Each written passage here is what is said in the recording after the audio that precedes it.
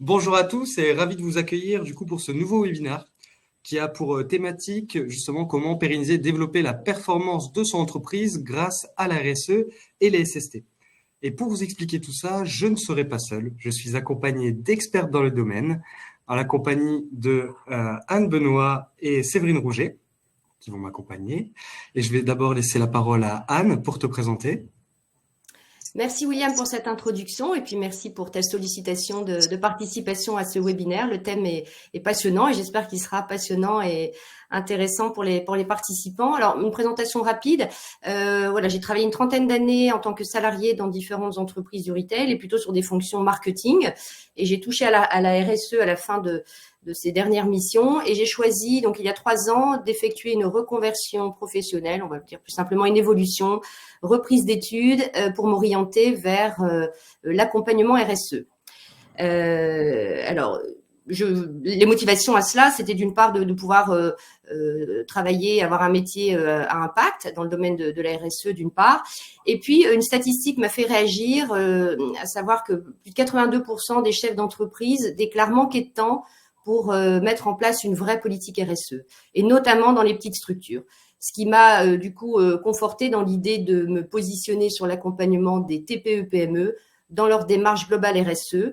Donc, ça passe par différentes étapes qui sont précisées à l'écran et ça n'est pas exhaustif. Et pour ce faire, je me suis formée à différents outils. Alors, des outils d'évaluation ou de labellisation comme Bicorp ou EcoVadis, également des outils d'animation, Deux-Tonnes ou Fresques du climat. Et j'ai plus largement effectué un Master 2 en management de la RSE à l'ESI Business School. Et j'ai créé récemment, donc ça date là de quelques mois, mon entreprise donc avec le nom Réussite, puisqu'il y a RSE dans Réussite. Et donc c'est pas un hasard. Et je suis convaincue de la contribution de la RSE à la performance pérenne des entreprises, qui est le sujet d'aujourd'hui et que je suis ravie de partager avec vous. Merci Anne. Et pour ce webinaire, tu ne seras pas seule, il y a également Séverine, Tout à fait, donc bonjour. Je vous remercie effectivement William de nous avoir laissé l'occasion de nous exprimer sur nos sujets respectifs qui sont tout au moins regroupés. Donc j'ai travaillé pendant une douzaine d'années dans des cabinets de conseil et d'études en environnement.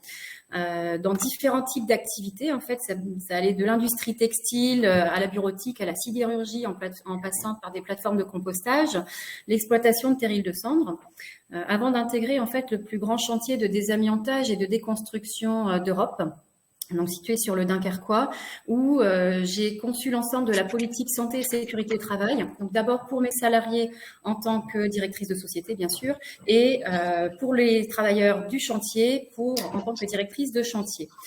Et cette expérience, en fait, m'a ouvert les yeux sur le fait que les grands groupes aujourd'hui ont tous les moyens humains, de compétences, etc., et financiers, bien sûr, pour répondre à leurs obligations réglementaires. Et pour autant, les TPE-PME ont les mêmes obligations et peuvent parfois se trouver démunis face à cette obligation réglementaire.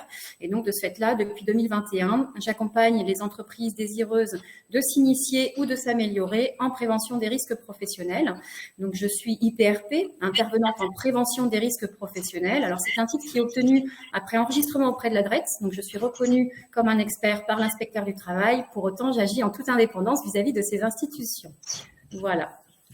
Merci Séverine. Et on va passer au thème du jour. Et c'est Anne qui va nous présenter justement. Anne, c'est quoi la RSE en fait ? Alors, un petit rappel rapide, j'imagine que la plupart d'entre vous connaissent. Donc, derrière RSE, on parle bien de responsabilité sociétale ou sociale des entreprises. Alors, ça peut être intéressant de représenter la RSE au travers des 3 piliers, sociétal, économique et environnemental, et des sujets qui y sont afférents. Donc, si on s'intéresse à l'aspect social, sociétal, on va parler de politique d'inclusion pour des personnes qui ont un accès plus compliqué à l'emploi. On va évoquer aussi la qualité de vie au travail, le confort, le bien-être qui peuvent être également source d'une meilleure performance. Ça fait référence aussi au sujet de QHSE, qualité, hygiène, sécurité et environnement, ou encore, et c'est pas exhaustif, au plan de mobilité qui s'impose aux entreprises d'ailleurs de plus de 50 salariés pour proposer des modes de déplacement alternatifs à la voiture.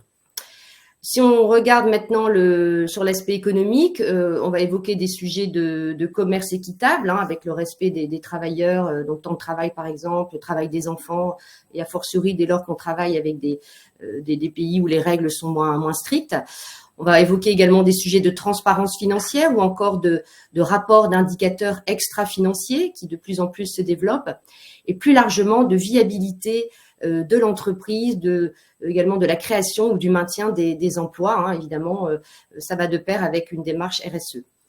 Et enfin, sur le pilier environnemental, dont on entend particulièrement parler ces dernières années et ces derniers temps, et pour cause, là, on va évoquer des sujets d'impact carbone et donc de bilan carbone associé, de politique de décarbonation, d'impact biodiversité au travers des aspects pollution, ou encore du tri ou de la gestion des déchets, de la collecte des déchets. Derrière ce sujet-là, c'est également très, très large, les actions à mener, ou encore d'économie circulaire et donc de recycler, de recyclage et d'optimisation de l'utilisation des ressources.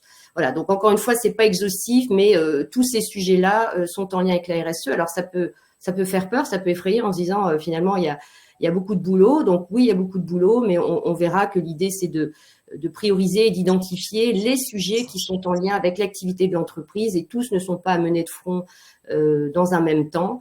L'idée, c'est de vraiment prioriser en fonction des enjeux qui sont à diagnostiquer et identifier en amont d'une démarche pour pouvoir avoir une démarche pas à pas. Top. Et du coup, est-ce qu'il y a une réglementation sur la RSE, Anne?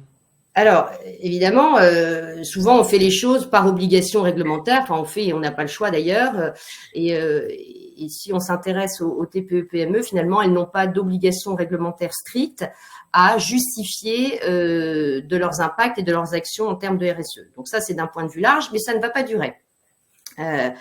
Si on fait référence notamment à la CSRD, Corporate Sustainability Reporting Directive, excusez-moi pour mon anglais, qui va remplacer la déclaration de performance extra-financière, qui elle s'applique donc du coup dès 2024 pour les grandes entreprises.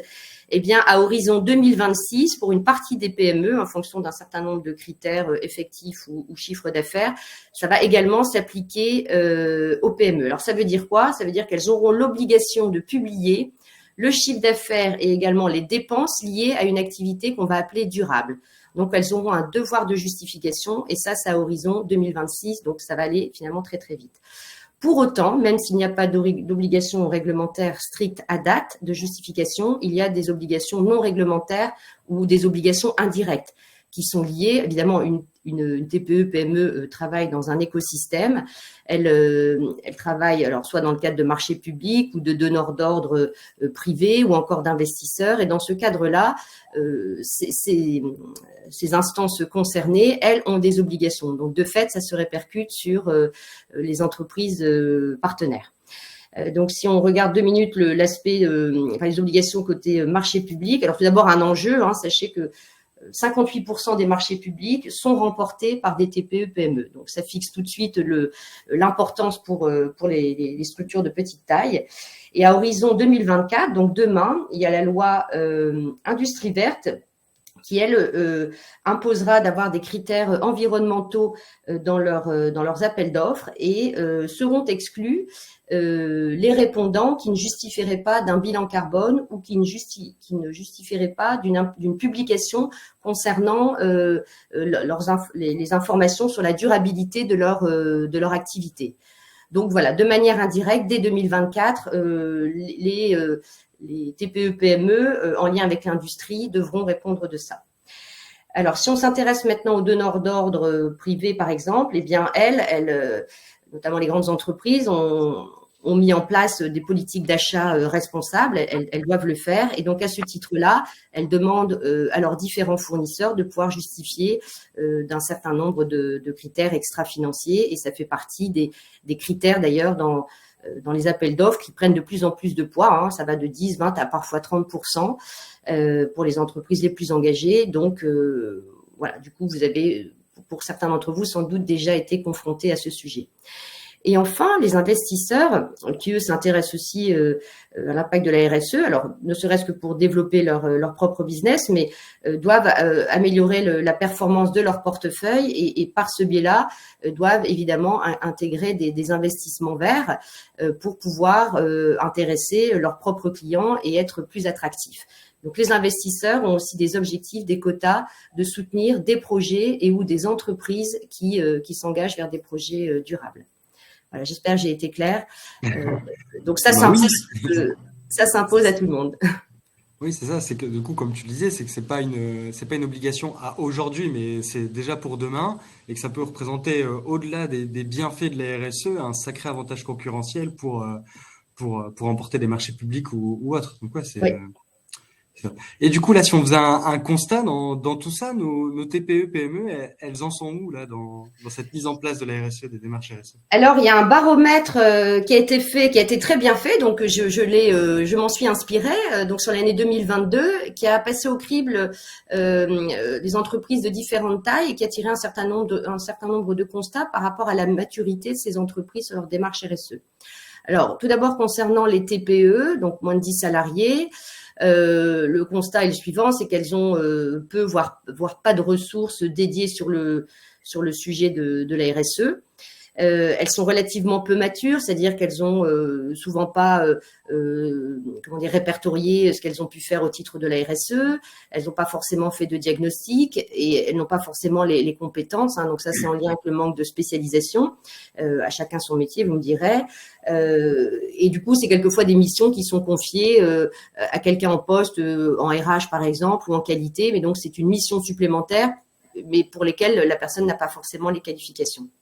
En parallèle de cela, le constat est qu'il y a généralement une grande motivation, une grande envie de participer ou de contribuer à limiter les impacts au niveau social et environnemental. Et c'est vrai qu'il y a beaucoup de phénomènes actuellement qui créent cette urgence et cette interrogation. De plus, la petite taille de ces entreprises permet plus d'agilité et une meilleure réactivité. Donc voilà, il manque de ressources, il manque de compétences, mais l'envie d'y aller est présente. Donc, on va considérer qu'il y a un bon terreau. Ouais, c'est ça. Puis je pense que les TPE, au final, le font indirectement, mais ne vont pas mettre justement ce titre ou ce terme RSE derrière tout ça, quoi. Oui, tout à fait. Généralement, les entreprises font de la RSE sans le savoir, mais le font pas forcément de manière très coordonnée, pas forcément en fonction des enjeux, parce qu'elles n'ont pas pris le temps d'identifier ces enjeux, mais oui, elles sont rarement en stade zéro, bien sûr. Et du coup, pardon, on passait aux PME. Voilà, donc les PME, quant à elles, il y a une meilleure conscience des enjeux et des intérêts business de la RSE par rapport à la fois aux clients et aux fournisseurs. Elles sont généralement à mi-chemin, c'est-à-dire qu'elles ont pu effectuer un premier bilan, éventuellement un bilan carbone, identifier quelques actions, mais c'est pas forcément très structuré, et elles n'ont pas non plus forcément engagé une démarche de labellisation qui permet d'acter finalement et de valoriser tout ce qu'on a pu faire en termes de RSE. Elle commence pour certaines à mettre à disposition sur ce sujet-là une petite équipe RSE. Par contre, la difficulté, c'est que ce sujet est souvent dépriorisé par rapport à des urgences plus court terme.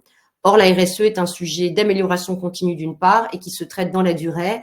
Et donc, s'il n'y a pas d'urgence ou d'exigence réglementaire court terme, ce sujet est parfois décalé. C'est la difficulté qu'on rencontre au niveau des PME. Et du coup, il y a toujours des enjeux et des bénéfices pour les TPE-PME, justement, à mettre en place une politique RSE. Laissez-nous en donner un peu plus. Alors, il y en a beaucoup. J'en ai sélectionné 3 majeurs, mais qui vont bien vous parler. Tout d'abord, un enjeu d'image de marque par rapport à vos clients, à vos consommateurs. Donc, quelques stats pour illustrer ça. 90% des consommateurs attendent des marques qu'elles proposent des services ou des produits plus responsables. Faut-il encore le faire savoir, y compris sur le packaging des produits. Près de la moitié des Français seraient prêts à payer plus cher un produit proposé par une entreprise engagée. Alors, c'est du déclaratif, certes. Peut-être que dans les faits, on n'est pas à ce niveau-là. Mais en tout cas, il y a une déclaration d'intention évidente.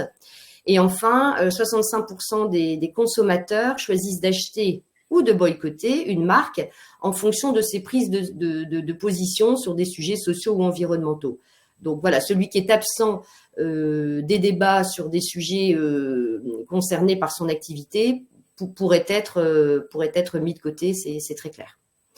Donc voilà pour l'enjeu d'image de marque. C'est dingue quand même, parce qu'on peut voir qu'il y a quand même un réel intérêt des consommateurs pour la mise en place du coup de ces politiques RSE et que ça peut avoir un impact direct pour le développement, mais aussi la pérennité des entreprises sur le marché, quoi. Il y a une conscience qui se développe, il y a une connaissance qui se développe aussi. Voilà, donc considérons les attentes des consommateurs aussi à ce niveau-là. Mais comme tu le disais, du coup, il n'y a pas aussi qu'un enjeu économique ou de marque, il y a aussi un enjeu RH. Oui, tout à fait. Alors, on va parler cette fois de la fameuse marque employeur. Alors là, je ne vais pas vous dérouler toutes les stats, mais j'ai envie de retenir 3 chiffres, notamment l'importance de… Alors, on compare là des entreprises engagées, des entreprises responsables par rapport à d'autres qui le seraient pas ou peu. Et donc, on voit que les collaborateurs sont plus épanouis dans des entreprises responsables, 80% versus 62%. On voit qu'il y a une meilleure fidélisation également des collaborateurs. C'est le 3e point, 79% qui se voient encore travailler dans 3 ans par rapport à 68% dans le cas contraire. Et enfin, des entreprises fières de travailler dans leur entreprise. Et ça, c'est vraiment important, à hauteur de 90% versus 66%. Donc, autant d'indicateurs qui permettent de travailler à la fois le recrutement, la facilité ou la difficulté à recruter pour faire venir des nouveaux talents et également à fidéliser les collaborateurs parce que eux-mêmes, comme les consommateurs, sont en attente d'engagement de la part de l'entreprise et de plus en plus d'impact au niveau de leur métier. Et d'ailleurs, la RSE n'est pas un domaine réservé pour une équipe RSE. Chaque métier doit pouvoir traduire les objectifs globaux RSE dans son métier et a le pouvoir d'agir. Alors ça, c'est un autre sujet. Ça fera peut-être l'objet d'un autre webinaire dans un autre cadre. Mais en tout cas, voilà, chacun peut agir. Et ça a d'ailleurs été un peu ma réflexion au niveau professionnel de se dire, oui, on peut toujours faire de l'engagement en dehors. Mais on passe tellement de temps au travail que c'est mieux de le faire dans le cadre de son travail et on retrouve du coup un meilleur alignement aussi par rapport à ses attentes personnelles. Voilà, petite parenthèse. Complètement, je suis complètement d'accord. Ah, puis il y a aussi du coup un enjeu de performance économique. Oui, alors on pourrait à tort opposer éthique, RSE et profit. Bon, ce serait vraiment un vilain raccourci parce que très souvent ça va de pair et en tout cas au global, un cabinet s'est penché sur le sujet et a pu démontrer que les entités, les organisations qui intègrent, qui ont une vraie politique RSE ont une performance de l'ordre de 13% supérieure à celles qui n'ont pas de politique RSE. Et donc ça s'explique comment? Par différents critères. Tout d'abord, une meilleure relation client, d'une part, mais une meilleure relation fournisseur également, une relation fournisseur plus pérenne, avec un travail plus en partenariat, en co-construction. Et également une optimisation de la consommation et des coûts, donc la baisse des coûts et baisse de l'impact RSE, donc là ça va de pair d'un point de vue économique. Également une démarche de certification environnementale qui travaille en fait l'amélioration continue. On accède à un certain niveau de reconnaissance. L'année suivante, on veut viser un niveau supérieur de reconnaissance et donc ça mobilise et ça permet de progresser régulièrement. Et ensuite, dernier point, c'est cette fois-ci l'engagement et l'implication des différentes parties prenantes, qu'elles soient internes ou externes, et qui là se traduit par une meilleure efficacité, plaisir de travailler, tout simplement, et donc un meilleur rendement du travail de chaque contributeur. Donc, voilà, RSE et performance économique, il y a vraiment une corrélation très nette et positive au niveau de ces deux sujets. Et du coup, Anne, on va parler peut-être un peu plus de toi et du rôle que tu peux apporter justement à ces TPE-PME qui n'ont pas forcément justement les ressources nécessaires pour en tout cas appliquer correctement ces politiques. Et du coup, au quotidien, toi, qu'est-ce que tu fais, quoi? Comment tu peux les aider? Comme évoqué au début, voilà, les entreprises qui ont peu le temps et qui n'ont pas les compétences, ça peut être intéressant d'avoir recours à un consultant extérieur qui peut jouer finalement le rôle de chef de projet à temps partagé, après, tout dépend de l'ampleur du dossier, mais pour être accompagné dans un premier temps, c'est nécessaire sur l'identification des enjeux et des priorités, par rapport aux exigences réglementaires, dans le cadre d'un appel d'offres ou plus largement dans le cadre d'une démarche d'entreprise. Je peux également vous accompagner, ou un consultant peut vous accompagner sur l'élaboration et le suivi d'un plan d'action.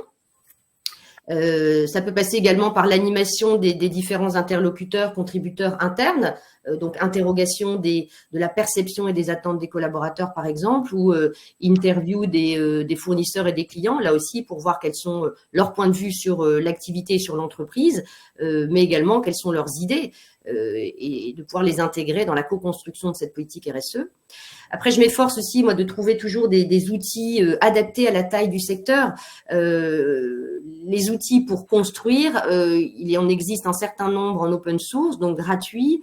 Et du coup, voilà, c'est intéressant de capitaliser sur ces éléments-là pour mettre du budget ailleurs plutôt pour construire. Ensuite, voilà, la mesure des impacts. Alors, pas de progrès sans mesure, ça c'est quelque chose qui est connu, mais donc de s'attacher sur chacun des sujets identifiés à se dire c'est quoi le point de départ, c'est quoi l'ambition, c'est quoi l'objectif à 1 an, 2 ans, 3 ans peut-être, et de s'assurer de l'avancement pour éviter l'essoufflement des équipes et puis pour pouvoir challenger finalement la manière dont on œuvre pour atteindre ces objectifs. Et enfin, c'est intéressant de se récompenser et donc par ce biais-là de valoriser ce qui est fait au titre de la RSE, que ce soit auprès de ses collaborateurs en interne, mais également auprès de ses prospects, auprès de ses clients. Et ça passe généralement par une démarche de labellisation. Et je peux vous accompagner aussi sur le choix du label, adapté par rapport à votre secteur et taille d'entreprise, et également plus largement d'une communication sur cette démarche RSE qui peut être intéressante auprès des différents partenaires que vous avez. Et comme tout à l'heure tu me disais, il y a des bénéfices justement à mettre cela en place et du coup on va aborder 2 cas concrets justement que tu as eu l'occasion de réaliser, pardon, et les bénéfices qu'ils ont pu eux-mêmes en dégager. Je vais te laisser présenter le premier du coup. Oui, alors c'est 2 cas, alors non nominatifs, mais inspirés des accompagnements que j'ai pu faire. Et on va voir l'importance justement de la formalisation de cette démarche RSE. Donc, le premier exemple, c'est un donneur d'ordre chez un retailer qui a effectué son premier niveau de sélection de fournisseurs par rapport à une politique RSE affichée au niveau des répondants à ces appels d'offres. Et il se trouve que l'entreprise que j'accompagnais était dans ce cas de figure-là, mais n'avait pas encore formalisé la politique RSE et encore moins fait une démarche de labellisation. Donc, elle s'est vue finalement refuser l'accès à cet appel d'offres. Pour autant, elle a été invitée à travailler ça pour pouvoir représenter sa copie en quelque sorte l'année suivante, ce qui a été fait. Et donc, cette entreprise a obtenu en année 1 l'évaluation EcoVadis niveau Silver, après avoir formalisé des choses qu'il faisait déjà, mais dans une TPE, on formalise peu. Donc, exercice de formalisation, exercice de mise en œuvre d'un certain nombre d'actions là où il y avait finalement peu de choses menées. Et pour EcoVadis, il est important de répondre sur différentes grandes thématiques.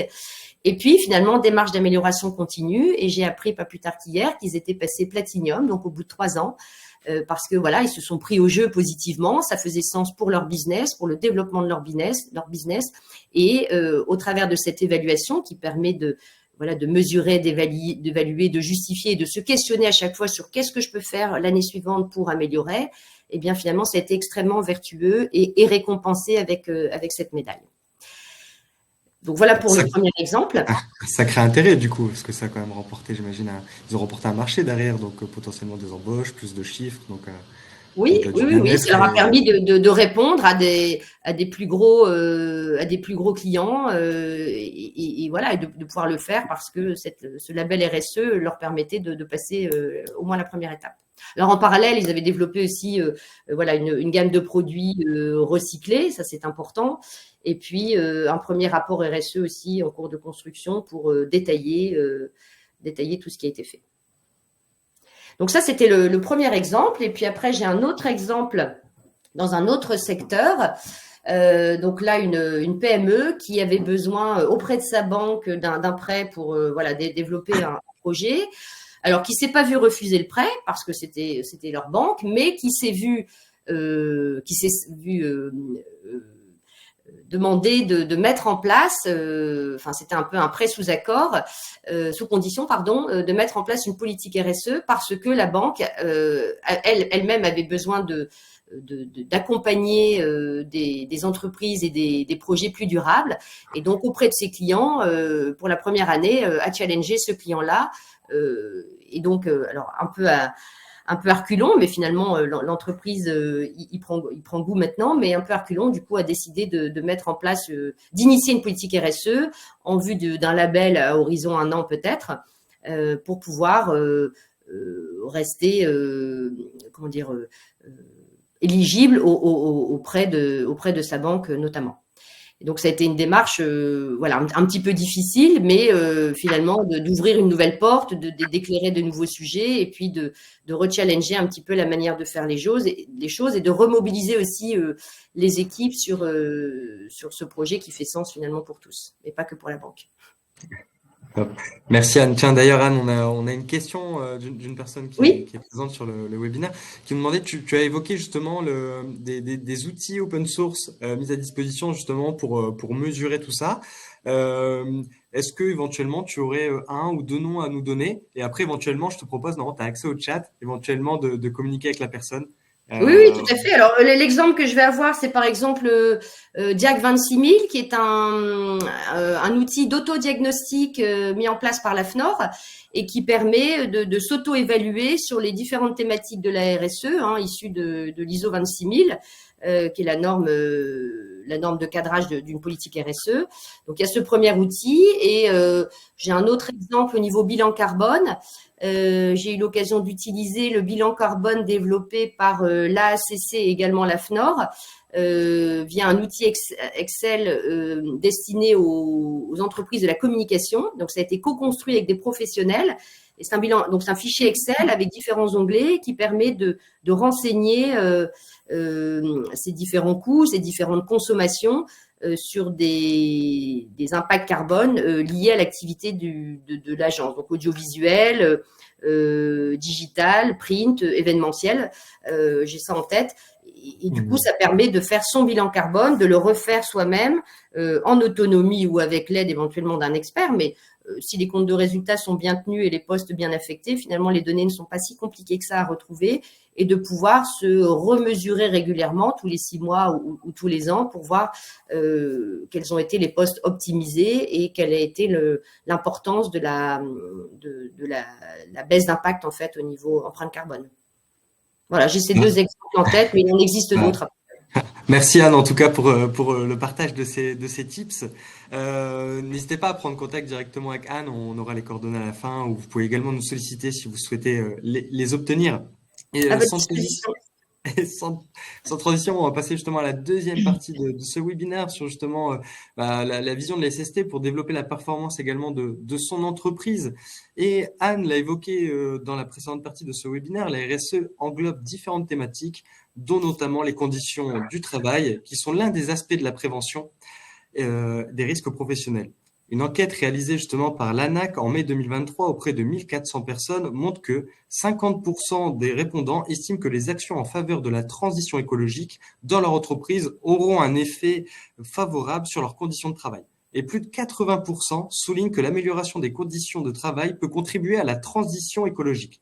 Au travers de ces chiffres, donc, on identifie le lien très fort entre la stratégie RSE des entreprises, la santé et sécurité au travail et l'expérience collaborateur au sein de l'entreprise.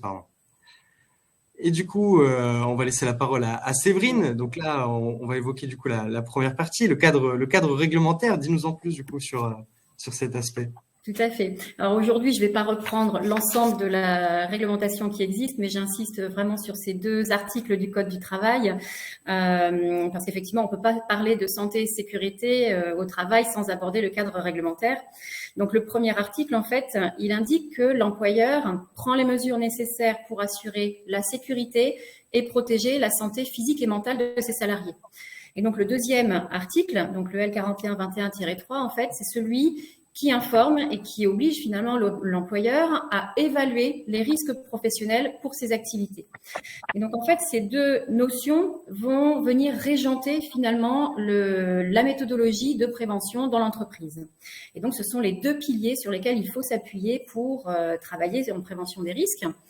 Et avec la réglementation qui a évolué récemment, donc avec la loi du 2 août 2021, j'aimerais faire un zoom particulier sur le document unique, parce qu'aujourd'hui, je pense qu'il est très important de pouvoir revenir un petit peu sur ces données-là. Donc, il faut savoir que le document unique, il est obligatoire en fait depuis le 5 novembre 2001 pour chaque entreprise, organisme, association, dès qu'il y a un salarié. Et quand on parle de salariés, on parle aussi de stagiaires, d'intérimaires ou d'apprentis, parce qu'ils vont venir utiliser vos outils de travail. Alors, la forme, elle est libre. Donc, ça veut dire que ça peut être un logiciel en ligne, ça peut être un document qu'on transforme en PDF, ça peut être un tableur Excel. L'outil de votre consultant, en fait, l'objectif, c'est qu'il soit unique et complet. C'est-à-dire que toutes les informations doivent être complètes et dans un seul et même document. Donc, il y a des obligations aussi de mise à jour. Donc, il y a 3 conditions. Donc, la première, c'est qu'il y a une condition de temporalité, c'est-à-dire qu'il doit être mis à jour annuellement, sauf pour les entreprises de moins de 11 salariés. Alors, je vais quand même, je vais vous faire part pas d'une expérience, mais plutôt d'un conseil. Même si vous avez moins de 11 salariés, visez-le quand même régulièrement, parce qu'en cas d'accident du travail, on va quand même venir vous dire, mais est-ce que vous avez révisé vos risques? Est-ce que vous avez révisé vos mesures de prévention? Et s'il y a un gros décalage finalement entre ce que vous avez écrit et la réalité, il y aura une incohérence et donc du coup, vous pourriez quand même être recherché pour responsable. Donc voilà, peut-être pas forcément respecter cette condition de temporalité vraiment à un an près, mais essayer de le suivre quand même dans la durée. Et donc, les 2 autres conditions de mise à jour, c'est lorsque les conditions du travail ou les connaissances techniques, en fait, ont évolué et donc permettent de conduire à mettre en place des mesures de prévention qui sont plus adaptées ou plus en lien avec le travail. Alors, il y a toutefois 2 points de vigilance parce qu'aujourd'hui, si votre document, si vous avez plusieurs établissements, il est important de faire un document unique qui soit le reflet de votre établissement et une visite de site aussi s'impose. Alors, je vais vous faire part d'une expérience. J'ai travaillé avec des marques de distributeurs donc qui ont plusieurs magasins répartis sur le territoire. Et en fait, comme c'est une entité qui déploie finalement ces magasins de manière uniforme, ils ont décidé de faire un document unique global. Et en fait, ce qui s'est passé, c'est qu'il y a eu des travaux de rénovation en toiture qui ont dû être réalisés sur un établissement. Dans le document unique, il était précisé qu'il y avait des garde-corps en toiture et sur cet établissement, il n'y en avait pas. Et donc, le risque d'accident a eu lieu parce qu'il n'y avait pas eu une bonne prise de connaissance et conscience des risques initiales. Donc, c'est cette importance, en fait, de faire une visite de site adéquate par rapport à un établissement. Et donc, le décret du 18 mars 2022, mais qui découle de la loi du 2 août 2021, est venu modifier en fait les conditions de réalisation du document unique, alors notamment dans son mode d'élaboration, où aujourd'hui, il doit être réalisé de manière conjointe entre différents acteurs, donc déjà les acteurs internes à l'entreprise, et ensuite les acteurs externes aussi. Donc, on peut s'appuyer sur la médecine du travail, sur la CARSAT éventuellement. Le contenu aussi, il a été consolidé parce qu'aujourd'hui, on s'est rendu compte, par exemple, que pour l'utilisation de produits chimiques, pour ceux qui seraient concernés, en fait, il y avait une analyse produit par produit. Et aujourd'hui, on demande à ce qu'il y ait une analyse sur la polyexposition aux produits chimiques qui peut conduire à une maladie professionnelle un peu différente quand même d'un produit chimique ou d'un autre. Et aussi sur les conditions du travail, puisqu'aujourd'hui, il y a eu, suite à la crise sanitaire, du télétravail en masse. Et donc, on est venu effectivement renforcer finalement l'évaluation des risques sur des thématiques émergentes comme la réalisation du télétravail ou éventuellement les RPS, qui existent déjà, mais on est venu les renforcer. Et donc, ce décret aussi a permis l'élargissement de la consultation parce qu'aujourd'hui, elle était vraiment stricte au sein de l'entreprise. Mais un ancien salarié, par exemple, qui voudrait revenir sur un document unique par rapport à une maladie qui aura été déclenchée ultérieurement, en fait, peut demander à l'employeur de consulter le document unique qui était en vigueur pendant sa période de présence dans l'entreprise. Et il a été également élargi aux IPRP, donc les intervenants en prévention des risques professionnels, pour qu'ils puissent vous guider, en fait, dans votre démarche de prévention. Et les conditions d'archivage ont également évolué puisque depuis le 30 mars 2022, toutes les versions successives du document unique doivent être conservées et archivées pendant 40 ans. Alors pour ce faire, il y a une plateforme dématérialisée de l'État qui aurait dû voir le jour déjà, mais qui a pris un peu de retard. Mais pour les entreprises de moins de 150 salariés, a priori, on reste encore sur cette date-là, donc du 1er juillet 2024, vous devrez déposer sur cette plateforme dématérialisée de l'État votre DURP. Donc voilà que des changements pour 2024 du coup. Tout à fait, exactement, et qui vont conditionner finalement l'amélioration de la prévention dans les entreprises. C'est l'objectif. Donc le maître mot quand même à retenir, c'est le document est unique, donc on va éviter le copier-coller sur le copain, on va quand même le faire propre à son activité, à son lieu d'exploitation. Donc du coup, qui dit réglementation, dit sanction. Oui, alors je vais en passer par là aussi.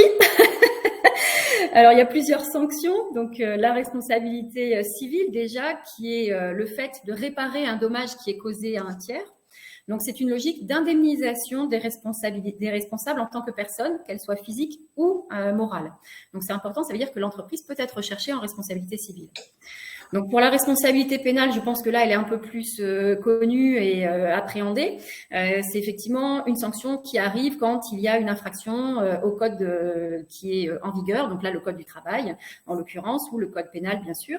Et là, c'est pour réprimer un comportement fautif. Donc, c'est une logique de responsabilité à la personne qui n'est pas assurable. Et quand on parle de responsabilité à la personne, ça veut bien dire que toutes les personnes dans l'entreprise peuvent être concernées parce que tout le monde a un rôle à jouer dans l'entreprise en termes de prévention des risques professionnels. Donc, on a aussi la faute inexcusable, donc qui, elle, peut être invoquée par une victime lorsqu'elle a eu un accident du travail ou une maladie professionnelle.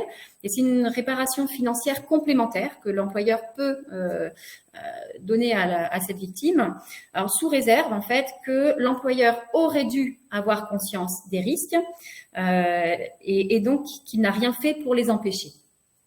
Donc là, ça part au tribunal, etc. Mais bon, ça existe, donc il faut savoir quand même que vous pouvez, en plus des responsabilités civiles et pénales, devoir en fait une enveloppe financière complémentaire à cette victime. Et donc ensuite, il y a des amendes. Donc là, les amendes, c'est financière et directe. Donc soit elles sont forfaitaires. Un défaut de document unique, par exemple, peut monter jusqu'à 7 500 €. Donc c'est quand même pas négligeable. Et il faut savoir que c'est aussi défaut de DURP ou mauvaise rédaction du document unique. Parce que si les risques sont visés mais mal visés, vous pouvez être recherché parce que justement vous n'avez pas correctement analysé votre situation de travail.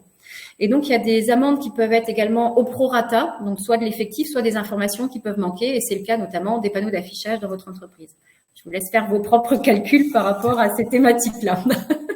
Ouais, et puis du coup, on comprend aussi du coup que la responsabilité reste quand même partagée, autant employeurs, salariés, personnes responsables au sein des entreprises. Elles doivent aussi détecter du coup et remonter ces incidents. Tout à fait. On le verra après. Il y a une petite slide qui montre un peu le rôle de chacun.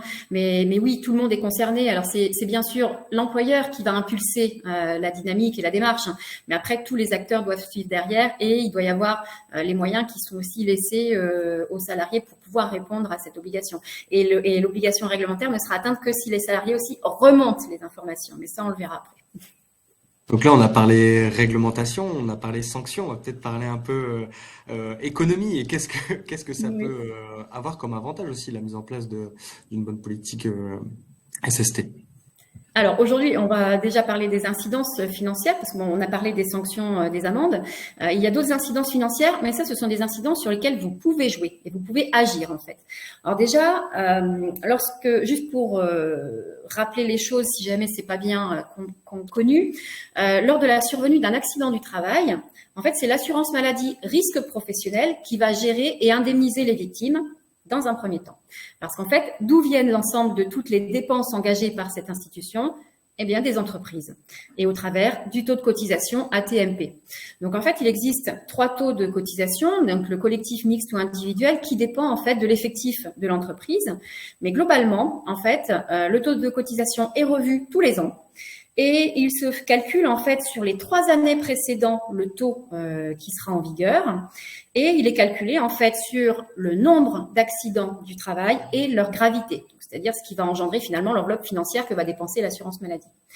Et donc, si vous agissez aujourd'hui en prévention des risques professionnels pour diminuer votre accidentologie, votre sinistralité, vous pouvez réduire votre taux de cotisation de 2026. Donc, c'est important d'avoir ça en tête pour pouvoir agir en prévention, pour essayer d'agir sur votre taux de cotisation et le faire baisser.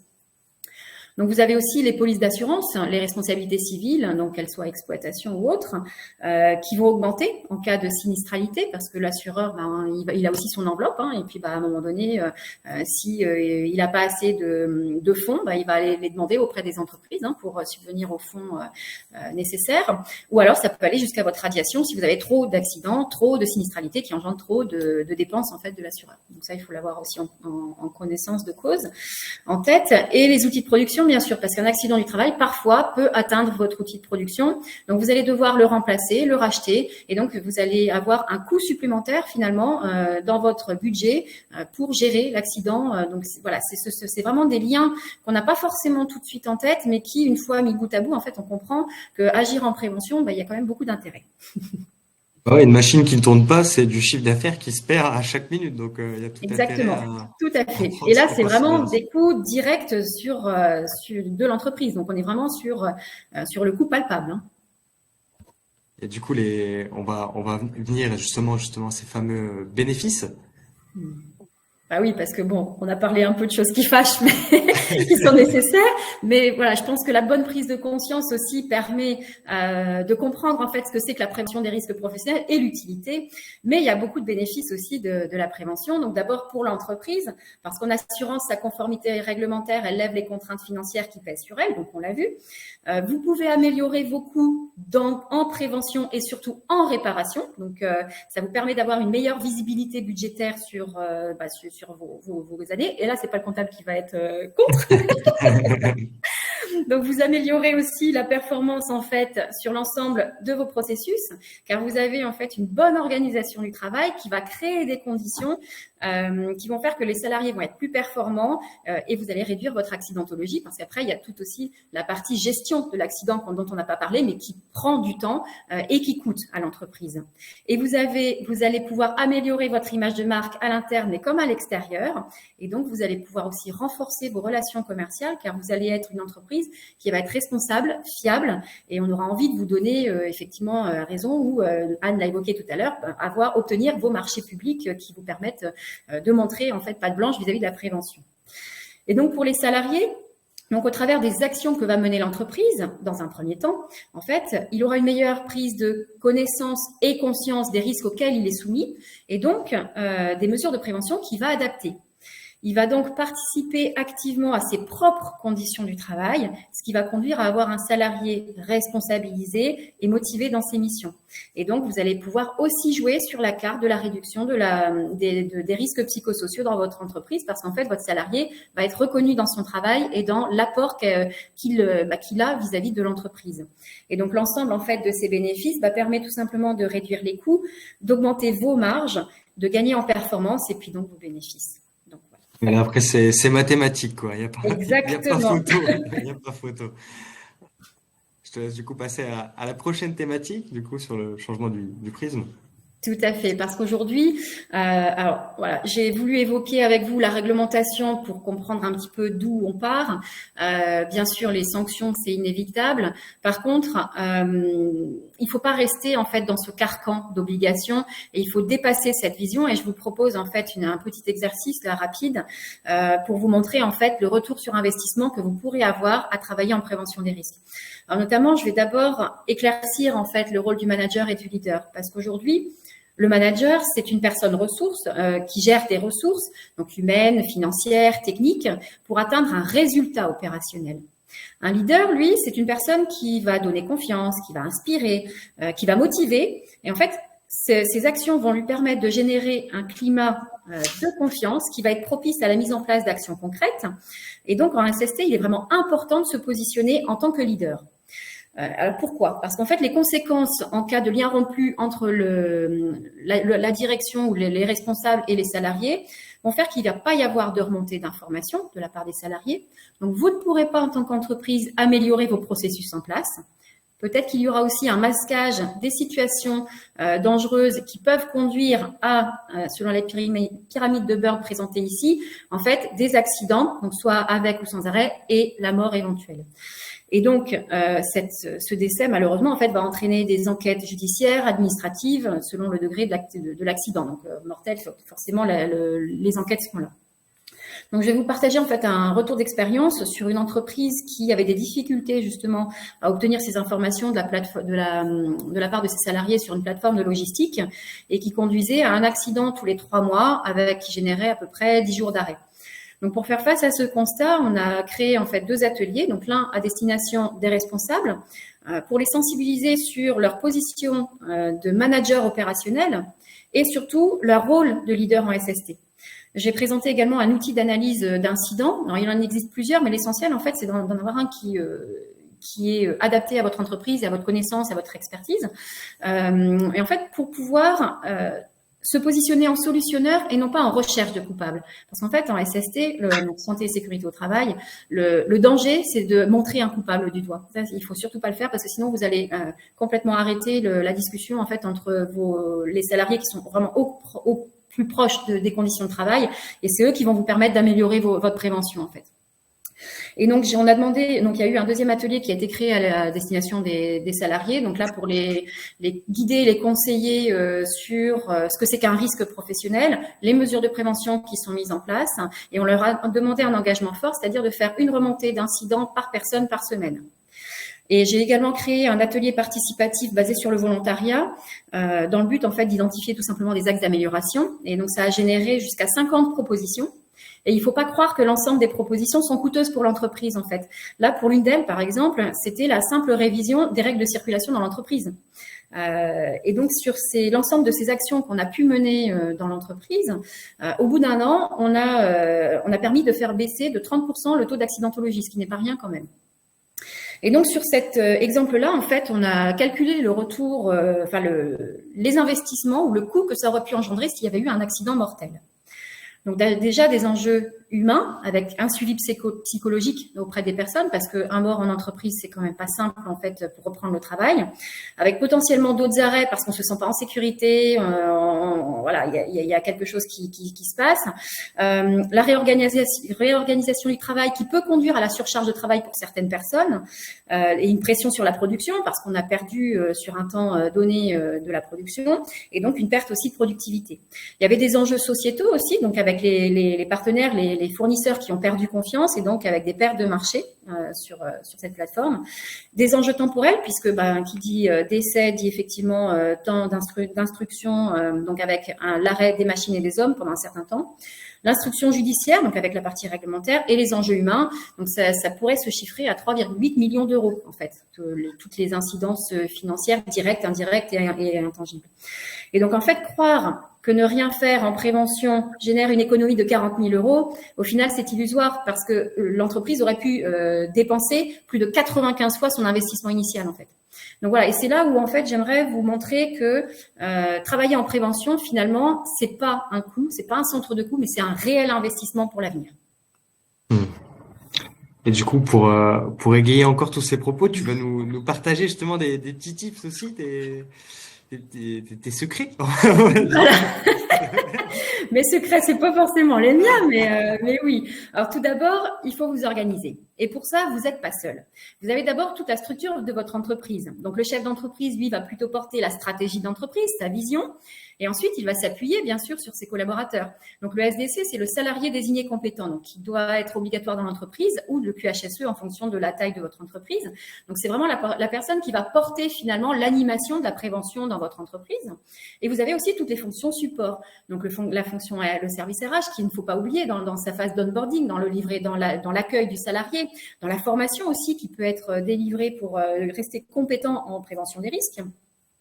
Le service comptabilité qui peut faire remonter les chiffres dont on a parlé précédemment pour avoir une prise de conscience réelle sur les coûts de l'accidentologie. Le service marketing et communication qui peut créer la sensibilisation ou développer l'image de marque en fait en extérieur. Et donc, vous avez également tous les acteurs institutionnels externes, donc que sont l'inspection du travail, la CARSAT, l'OPP-BTP pour ceux qui seraient, ou la CAPEB pour ceux qui seraient dans le BTP, l'ANACT, l'ARACT, la médecine du travail, bien sûr, sur laquelle vous pouvez vous appuyer pour développer votre prévention. Ah oui, j'ai pas effectivement parlé des salariés dans l'entreprise, mais effectivement, c'est eux qui sont au cœur des conditions du travail et c'est eux qui peuvent vous faire remonter les difficultés, alors soit sur une mesure de prévention, soit de conditions qui les mettent en danger, en fait. Et c'est cette discussion-là qui va permettre de mettre en place la prévention. Et donc, vous avez un dernier acteur, en fait, donc qui est privé, donc l'IPRP, qui, lui, peut intervenir dans toutes les strates, en fait, finalement, de l'entreprise, soit pour vous aider pour la vision et développer une stratégie d'entreprise, soit pour monter en compétence le salarié désigné compétent, organiser, finalement, les fonctions support avec la création de guides et d'outils qui vous permettent de développer, finalement, votre prévention, et bien sûr, des sensibilisations auprès des salariés pour qui connaissent leurs risques, parce qu'avoir un document unique mais dans un tiroir ne fonctionnera pas, hein, bien entendu. Ça reste quand même un travail d'équipe. Tout à fait, un travail d'équipe et dans la durée. Alors quand je dis dans la durée, pas forcément coûteuse en temps en fait, mais il suffit de temps en temps dans l'année, en fonction de la structure de votre activité, enfin de votre entreprise, des conditions d'entreprise, de l'environnement dans lequel vous évoluez, 1 ou 2 fois dans l'année, ça peut suffire, mais il faut le faire. Donc, voilà. Et donc, pour ce faire, on va suivre les 9 principes généraux de la prévention, donc qui sont issus du Code du travail, hein, j'invente rien, mais grosso modo, dans un premier temps, on va éviter le risque, donc si on peut. Si on peut pas, on va venir l'évaluer. Donc, le document unique prend son enjeu dans cette deuxième partie. Et ensuite, on va essayer de combattre les risques à la source. C'est-à-dire, par exemple, sur un chantier, vous avez un risque de collision entre des engins et des piétons. Et dès l'entrée du chantier, on va mettre en place en fait une voie pour les engins, une voie pour les piétons, ce qui va permettre en fait à ce que chacun ait sa voie et de pas faire en sorte que les deux se rencontrent et d'avoir l'accident.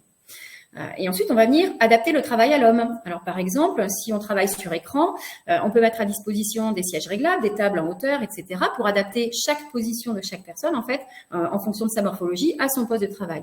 Un autre exemple sur cette thématique, un carreleur qui viendrait à couper des carreaux très régulièrement, une position au sol est source, en fait, de troubles musculo-squelettiques importants. Donc, on va venir plutôt mettre une table à hauteur pour qu'il puisse venir couper ses carreaux debout. Donc, ensuite, on va venir tenir compte de l'évolution des techniques, on l'a abordé précédemment, parce que bien sûr, les techniques évoluent et donc les connaissances évoluent aussi, et donc il faut toujours se repositionner par rapport à ce qu'on connaît pour savoir si on peut améliorer encore ces mesures de prévention. On va bien sûr remplacer ce qui est dangereux parce qu'il est moins, un produit chimique par un autre. Ensuite, on va donner la priorité aux mesures collectives de prévention plutôt qu'aux mesures individuelles qui doivent être la dernière ressource finalement. Et ensuite, il faut travailler en prévention. Donc, ce qu'on a dit tout à l'heure, informer les salariés, donner des instructions claires et appropriées et surtout planifier sa prévention dans le temps pour pouvoir effectivement avoir des actions qui permettent de toujours rester dans l'action pour la prévention des risques. On va enchaîner du coup sur la pyramide des niveaux de risque. Tout à fait. Donc, l'un des enjeux également, c'est de travailler en prévention primaire parce que c'est ce qui coûte le moins cher. Et aujourd'hui, la prévention primaire, c'est l'évaluation des risques, c'est avoir un plan d'action, c'est être en action, faire de la sensibilisation auprès des salariés. Donc, c'est vraiment travailler sur son organisation au travail. Et donc là, ça peut coûter quelques milliers d'euros. La prévention secondaire, quant à elle, en fait, il y a déjà quelque chose qui existe dans l'entreprise et on va venir faire un diagnostic précis pour pouvoir mettre en place des actions ciblées sur ce risque. Donc, ce qui va permettre de limiter la survenue de l'accident.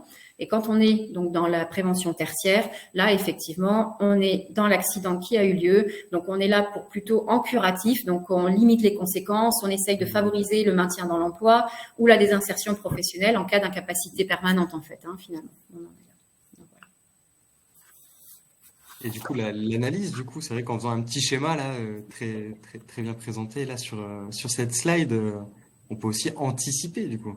Exactement. Et donc, quand l'accident ou l'incident ou la situation dangereuse est présente, l'objectif, c'est de pouvoir faire une analyse. Donc, en partant de l'incident, on va remonter sur chacun des faits habituels ou inhabituels qui ont conduit à l'accident pour pouvoir mettre en place, en fait, des barrières. Donc, les M1, M2, M3, ce sont des mesures de prévention complémentaires qui vont permettre d'éviter que l'accident ne se reproduise. Et donc, ça, c'est important parce qu'en fait, plus vous allez analyser vos incidents, moins vous allez monter dans la pyramide de Berg qu'on a vue tout à l'heure. Et le dernier tips, du coup? Et le dernier, non moins plus important, puisqu'effectivement, une fois qu'on a conçu son plan d'action et qu'on les a mis en œuvre, en fait, le danger, c'est de s'arrêter là. Parce qu'aujourd'hui, il faut pouvoir, analyser finalement et vérifier la pertinence des actions qui ont été mises en œuvre, parce que parfois, en fait, on peut ne pas tomber sur une mesure de prévention qui soit adéquate tout de suite. Et on va venir, en fait, la vérifier, l'analyser. Et si elle est bonne, on la laisse. Sinon, on l'ajuste. Et bien sûr, l'ensemble de ces actions, en fait, vont contribuer à la mise à jour du document unique qu'on a vu tout à l'heure. Et donc, c'est toutes ces opérations, en fait, qui permettent d'agir en prévention de manière ponctuelle. Voilà, on n'a pas besoin de beaucoup de temps, mais il faut pouvoir mettre en place quelques actions tout au long de l'année pour pouvoir rester éveillé sur ces risques. Top. Et on arrive déjà à la fin de ce webinaire. En tout cas, je tenais vraiment à vous remercier, mesdames, déjà pour la qualité de votre présentation et que j'espère aura permis du coup aux participants de les éclairer un peu plus sur ces deux thématiques. Voilà, si vous avez des questions, n'hésitez surtout pas à prendre contact, parce qu'ils sont aussi à votre disposition du coup pour répondre à vos questions. Voilà, je tenais à vous remercier. Une bonne journée à tous, au plaisir, et puis à bientôt pour un nouveau webinaire. Au revoir. Au revoir à tous et merci.